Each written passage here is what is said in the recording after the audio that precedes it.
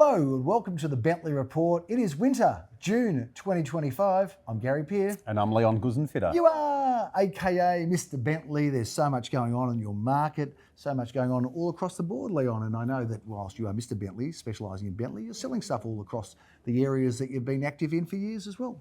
I am, and we are as a team. We had a really good run. And as I was saying to you before we started shooting this, I think we've passed the bottom, Gary. That's how I feel. And I feel as though you only know you've been at the bottom when you start going up. You never know when you're in the bottom. And I feel the bottom of the Melbourne market we're past it. Yep. And in fact, I heard on the radio this morning that in May, while property prices across all the capital cities increased again, Melbourne had the highest increase out of all, which we probably haven't had for a long time. Well, we're probably due for it. And, in reality, we were due for it because we sunk pretty low in terms of the market, I feel, in terms of, I've seen great value for months and months and months, but they say nobody rings the bell at the bottom and no one rings it at the top. But you're kind of ringing the bell on the way up from the bottom because it does feel like there is some great momentum now. There is some good competition. We're seeing properties selling for more than the range more often. And that's a result of good, solid competition, isn't it? And we've seen a lot of it.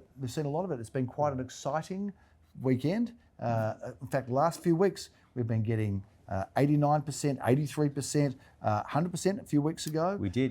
So it's been pretty strong. We're sitting well in the mid-90s, mid-90s% for the year so far. Yep. So, and I'm seeing as someone that's on the ground dealing with buyers a lot, I'm seeing a lot more probably aggressive, buyers coming in trying to make pre-auction offers. Really sort of whereas I felt 6 months ago we were very much sort of trying to pull the buyers to do a deal. Now the buyers are a lot more often coming to the party themselves. And I think what's been identified also is interstate. There are some people from interstate are seeing great value in Melbourne. That's right. And we're seeing a lot of, especially from Sydney, but also we've had some investors from South Australia and Western Australia and Queensland who go, this place called Melbourne's not so bad. And it seems quite cheap now. So we're seeing a little bit more activity there. Who would have thought that a Queensland investor would be smarter than a Victorian investor? So I know there's a bit of controversy in that comment, but we've just sold on the weekend. I know Queensland, a Tasmanian person just bought an apartment from us. So they're not really seeing what we're seeing, are they? I think we've got ourselves in a bit of a rut with some of the negativity. But the reality is, we're the sporting capital, we've got the trams, we've got the parks, we've got the restaurants and cafes. I don't see them shutting down. No. There's still a lot of great stuff in Melbourne. It is the events, obviously, capital of Australia. Yep. And of course, we've got the footy and we're facing off against each other on Sunday, Mister. Soon we are. So I'm looking forward to giving you a bit I think of a push around. Are we going together, but not sure if we're leaving together? Exactly right. We've never been to the footy together. We're going to do it this week with the Carlton and play Essendon. And of course, we've got a lot of passionate Essendon supporters in the office. And a few Carlton supporters. And a few passionate Carlton supporters. So I'm not sure what the viewers are barracking for out there, but if you're smart, you're probably not barracking for either of us anyway. I liked your gag last week, Gary. What was that? Yep. What do Carlton and Collingwood supporters have in common? Yeah, they both hate Carlton. At the moment, it's a little bit that way, isn't it? Interesting talking about the market. We're seeing investors jumping back in. We're also seeing a lot of things selling before auction now. So I think there's some value out there. I kind of agree with you. We're on the way up. People are competing. So there's a lot of positivity. So I feel like we've turned the corner. Yeah, and if you remember, I think it was probably 2/3 or 3/4 of the way through last year, I wore a green suit because I said that was money because I thought there was a lot of value in the air. Yep. I think I've been proven right. That probably at the end of November, December last year was where the value was in the air. And now we're sort of passing that. And I'm feeling that buyers when they feel that, they start acting the way they are because the fear of missing out is coming back in. Much more than the fear of overpaying. Well, I think fogey has been replaced for FOMO. Yes. You know what fogey is? No, old person. No. It is an old person, fogey. And don't look at me when you say it. But fogey is the fear of getting in versus FOMO, the fear of missing out. That's and right. I think there was a fear of getting in from buyers. Oh, do I really want to buy? Yeah. Am I going to get cheaper tomorrow? So I think we've gone from fogey to FOMO. I think that's going to be the heading of our week. Of our edition for this episode. Anyway, let's talk about some of the sales because there's been some good ones and you've been knee deep in with some of these sales, including the one in Moore Street, Bentleigh East. Tell us a bit about that one. Yeah, terrific sale here. We were lucky enough to be the third agent to try to sell this home, and we're the only one that ever got an offer, and certainly the only one that got it sold. So great job by John and Vanessa, who ran the campaign. Not a big deal anymore, just under $3 million in Bentleigh East, which is happening more and more now, but a real trophy property, an incredible property, and I'm sure the buyer's going to love living there. But thank you to the owners there that gave us our opportunity, and we made the deal come together. We sure did, and I must say it's always nice to have a little bit of a boast about being successful where others failed. It happened on the weekend as well in Parkland Street, and where it was listed with another agent. They were unable to sell it. There was a few things that were certainly not probably the way they should have gone with that campaign, but we've picked it up. And again, Vanessa from your office, who does a great job in and around Brighton East, and of course in Bentleigh as well. But she's got another tick on the box on her Brighton East resume, which is getting very extensive, isn't it? Sure. I will touch on that a little bit later in the episode. In the meantime, let's hit the highway and talk about the highway Bentleigh, which is in fact not a highway at all. It's a beautiful little quiet side street, one of the smallest, quietest streets you'll see. But 33, the highway, again, a real beautiful property that was really well attended. We end up having a reasonably competitive auction, but a huge crowd, I'm talking 150 people. And Phil, I know, has just gone on holiday, and he might see this on holiday, but I can tell you at that auction, I thought he was right at the peak of his powers. I remember, leaving and so many people saying that auctioneer, I don't know what he was on, but wouldn't mind a little bit of it, and did an incredible job. And the owners were very happy with the result and the way it all came together. We'll let him keep his job as auctioneer for a little bit longer, I think, because he's doing all right. And when you're at your peak, you've only got one way to go, Phil. So I'm really sorry to share that with you. But no, he does do a great job. And I've been admiring him as an auctioneer since the day we went into business together in the 1980s. But he's just one of those consistent performers. He just never, ever fails, does he? He keeps trying to get better. And I remember finishing, it was the last auction of the day. He must have done about 5 or 6 before. And the amount of energy he had at that auction. And I think I haven't done public auctions. I'm working on it. But to be in a room with 150 people, and for everyone to be looking at you, and it wasn't like bids were just being thrown at him. It took a lot of effort to get the first bid, let alone the second. Masterclass, that one. Well, he's very fit.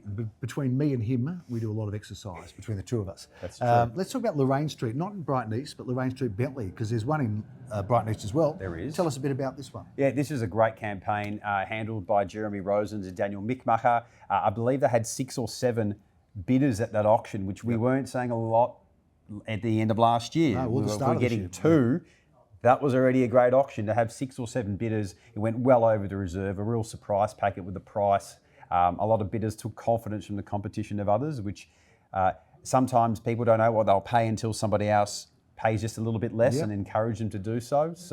And again, we spoke about Parklands Crescent, but the buyer who missed out on that property in Lorraine Street, Vanessa picked up the phone, rang them, bought into Parklands Crescent, and did the deal there as well. That's just good real estate, isn't it? Vickery Street, Bentleigh is another one that has been sold. Tell us a little bit about that, because that was an off-market sale. That was a little bit of an off-market theme, just a little discussion. I mean, our database, we've got 40 agents that are all working together and putting a lot of information and meeting, most weekends between 800 and 1,300 people. So we're putting a lot of data in. This was a property that was tenanted. They didn't really want to get the tenant out. They didn't really have the budget to run a full campaign. And we just put it together maybe in 2 weeks, rang some people. Leo from my office rang some people. Vanessa rang some people. We probably had 10 groups for over 2 or 3 weeks, got the deal done. Owner very happy. Didn't lose any time with rentals and all that kind of stuff. It was off market, it was done. Terrific. Are we going to go into our Brighton East run now and talk a little bit about Oxford Street, which was another off-market, if I'm not surprised? It was, yeah. Look, it's a little sneaky one. A little sneaky one. We had an opportunity to sell it. The owner was unsure if they was going to rent it out or sell it. We had some buyers. We brought them through, and within about a week it was done, and happy vendor and happy buyer. Fantastic. And not necessarily, wasn't really on the market, but we were able to find a buyer, and the seller wanted to go. And match, I've got 3 little kids and we play snap, like fish, fish, bang. Exactly right. Shouldn't be that hard. It shouldn't be that hard, and it isn't that hard as long as you apply your craft to it well, Leon. Charles Street wasn't too hard either. That was an auction that you, me, Vanessa and Phil had a lot of joy at. And what a beautiful low living property that was. Yeah, incredible property. And low living sounds not like a low life, but L-O-W-E. with an E. Yeah, not low like, not build, like, design and construct, I think, is their full company. And Low I'd love to by do a little name. bit more with that company because the project they did there for our developer client was incredible. It was just, you walk in, it just feels better than average, better than most of the other things you're going to see. That's true. They've got a great signature. They are low by name, but high in quality, and they really are a fantastic group. This was very popular. It was. We had two very strong bidders. We had a third person who was quite interested, didn't get a chance to put their hand up. But congratulations to the vendor who also is a meticulous, fussy and fastidious person, and only turns out properties looking at their absolute best. So well done to her, and congratulations to the buyer. I love auctions where buyers are in tears and everyone's crying, and it was very emotional. She had a whole support crew, that buyer. She had a big support crew of people. She was a delightful person, and I'm really happy for her that she got it. So well done, because all of her friends and all her life is sort of around that area. Parklands Crescent in Brighton East, another one that we sold. We talked about it just briefly earlier. Tell us a little bit more. Yeah, again, we had an opportunity to sell a property that somebody else had the opportunity first and couldn't put the deal together. And then, like I said, Vanessa put the deal together mainly through being able to speak with people that have missed out other auctions, and people who miss out at auctions are really, really hungry and motivated. Qualified. So like, why muck around? And it wasn't so hard to move them from Bentleigh to Brighton East, and we do the other way around. And happy vendor, happy buyer, and another sale in Brighton East, and that pocket, that triangle that we're doing so well in. Talking about that triangle and talking about Brighton East, let's just talk about blocks of apartments, because we've sold now, I think, 141. Yes. And I think number 140 was in Hawthorne Road, Brighton East. Yeah, a block of 10 one-bedders on a corner of Hawthorne Road, nearly 1,000 square metres, and bought by an interstate investor, Gary, who I believe it's probably the fourth block of flats that he's purchased this year. He's seeing great value in Melbourne, and this is someone that's one of Australia's leading property buyers and property investors. He's got a huge portfolio without disclosing who it is. And he's telling me and our agency there is value in Melbourne. Well, there you go. And to get a whole block of flats done and get in that pocket of Brighton East. And interestingly, I was getting some information from CoreLogic that has said since the start of the pandemic, Adelaide, Brisbane and Perth have gone up in price and house value by between 60 and 80%, those three cities, and Melbourne's sitting at 10. There you go. Which tells me there's a gap, which I believe is the value that buyers are identifying now. Well, let's see what happens. I think that there will be some changes here, whether the government gets their act together or there's a new government. Victoria's on notice. We've got to lift our act, and people are jumping ahead of that now. So let's see what happens. Let's talk about some of the properties that are on the market. Richard Street in Bentleigh East. Yeah, I love this property. We'll be probably standing in it as we are speaking now. It looks pretty good, doesn't it? I would say it has one. It looks I fantastic. like this, and do you notice how high those ceilings are, Gary? Lovely, nice big room we're in here. I would like a cup of tea, a great kitchen to put the kettle on. I would challenge anyone to find me a living area with higher ceilings than this property. I think they're at about 3.8 metres. So they are unbelievable, to the point, we usually put the lights on at all of our open homes, and this property not only has high ceilings but has high windows and faces north and west. I was almost thinking about turning the lights off on purpose just to show people how beautiful and bright the property is as long as the sun is out all day long. The Sistine Chapel-like, isn't it, in terms of the height? I didn't think of that, but maybe someone of your vintage would think of that. They would think of that. But a beautiful, brand new build by a developer we're doing a bit of work with, who's meticulous, hands-on. I made one suggestion to the builder on the weekend about just painting some stairs, and he was like, "Do I have to?" It sends me a picture about 3 hours later. Done.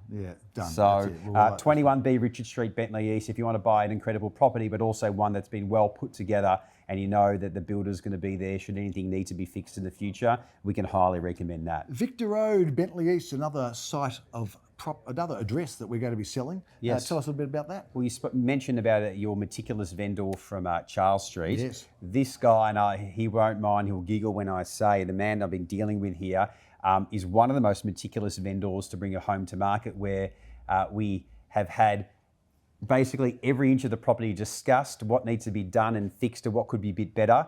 And I rang him after the first open and said, mate, we've just had 50 groups of people through your home. Unbelievable. So it's such a credit to you that you've gone and made sure every millimetre of this property is good as it could be.